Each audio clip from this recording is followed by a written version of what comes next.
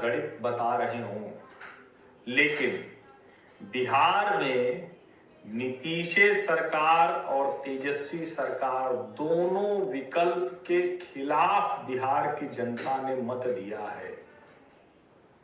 और मैं लगातार एक बात कह रहा हूं कि विकल्पहीनता में विकल्प खोजने की कोशिश इस बार बिहार की जनता ने जो की है, ये प्रयोग अगर सफल हुआ तो गठजोड़ की राजनीति से राज्यों में जनता को बंधक बनाने वाले जो गठजोड़ हैं, राजनीतिक दल हैं, राजनीतिक पार्टियां हैं, उनको बहुत बड़ा संदेश बिहार का चुनाव देने जा रहा है।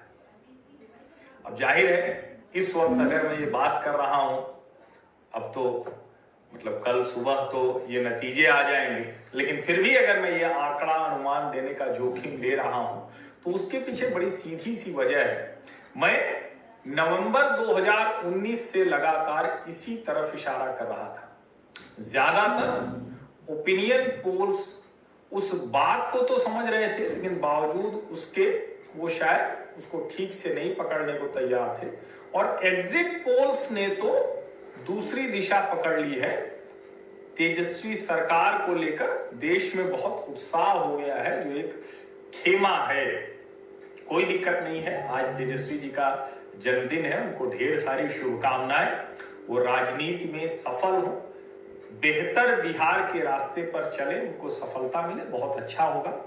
और अच्छा होता कि अगर वो अपने 18 महीने के उप मुख्यमंत्री के कार्यकाल के बारे में कभी तो चर्चा करते, किसी मंच से तो बात करते। जब 10 लाख नौकरियों की बात कर रहे थे, जब नीतीश कुमार के ऊपर हमला कर रहे थे, तो प्रधानमंत्री मोदी के ऊपर हमला कर रहे, तो कहीं तो वो अपने उन मतलब जो कहें कि उनका अकेला एक समय है जिसको हम कह सकते हैं कि इससे आप आंकिए कि तेजस्वी जी क्या करेंगे जब कल को उनको मुख्यमंत्री बनने का अवसर मिलेगा। लेकिन अब जब सारे एग्जिट पोल्स कह रहे हैं कि सरकार तेजस्वी बनाने जा रहे हैं, मेरा अपना अनुमान अभी भी ये कह रहा है कि तेजस्वी यादव के लिए अभी और मेहनत करने का वक्त है। 5 वर्ष उनको और तैयारी करने की जरूरत है। और उन्होंने कहा भी कि अभी मेरी उम्र ही कितनी है, तो ठीक बात है, अभी उनकी जितनी उम्र है तो उनके लिए अभी अवसर है कि ये इसको उपयोग करें और एक जिसको कहते हैं कि राजनेता के तौर पर परिपक्वता लाएं। और उस परिपक्वता के साथ, क्योंकि अभी उनकी कुल जमा जो उम्र है वो मतलब 3 दशक उनके कुल पूरे हुए हैं, तो इस लिहाज से देखा जाए तो बड़ा उनके पास अवसर है, बहुत अवसर है कि वो चुनाव में लड़े, आगे मुख्यमंत्री पद के लिए दावेदार बने। अब आपको लग रहा होगा कि मैं बिहार विधानसभा चुनाव की बात कर रहा था, किसको कितनी सीटें मिलेंगी और इतनी भूमिका गुणागणित में क्यों कर रहा हूं। ये सब मैंने इसलिए बताया क्योंकि जिससे कि महागठबंधन को, जो तेजस्वी यादव की अगुवाई वाला है, उनको ये समझ में आए कि अभी क्या कुछ करना है। बिहार के चुनाव में इस बार नीतीश कुमार के खिलाफ नाराजगी है, गुस्सा है, या कहें कि वो भरोसा वो खो बैठे, जिस भरोसे की वजह से वो हर हाल में मुख्यमंत्री नीतीश कुमार, बिहार में बहार नीतीश कुमार। हालांकि ये नारा देने वाले प्रशांत किशोर भी गायब हो गए, जनता भी गायब कर देती है सबको। मुझे लगता है कि नीतीश कुमार की अगुवाई वाले गठबंधन को फिर से बिहार की जनता मुख्यमंत्री बनाने जा रही है।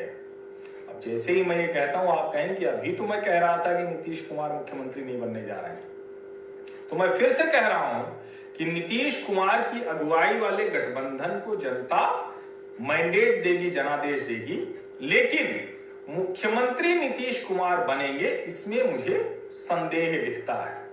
और अगर इसके बावजूद मुख्यमंत्री पद की दावेदारी नीतीश कुमार ठोंकते हैं तो मुझे लगता है कि भारतीय राजनीति में उनके पतन का अभी और ज्यादा पतन होते हुए लोगों को देखना है। मुझे लगता है कि जो एनडीए को सीटें आने जा रही हैं वो 128 होंगी।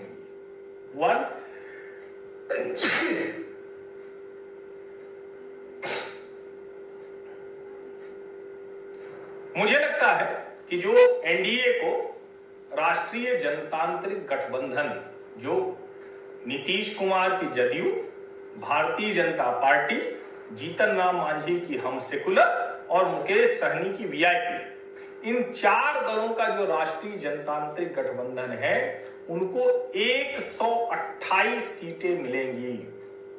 वो 115-20 भी रह सकती हैं और 135-40 भी हो सकती हैं, लेकिन लगभग 128 सीटों का आंकड़ा बैठता है, यानी एनडीए सरकार बना लेगा। जो गठबंधन है उसको 100 सीटें मिलती हुई दिख रही हैं। ये 100 सीटें 90 भी रह सकती हैं और 115 तक भी जा सकती हैं।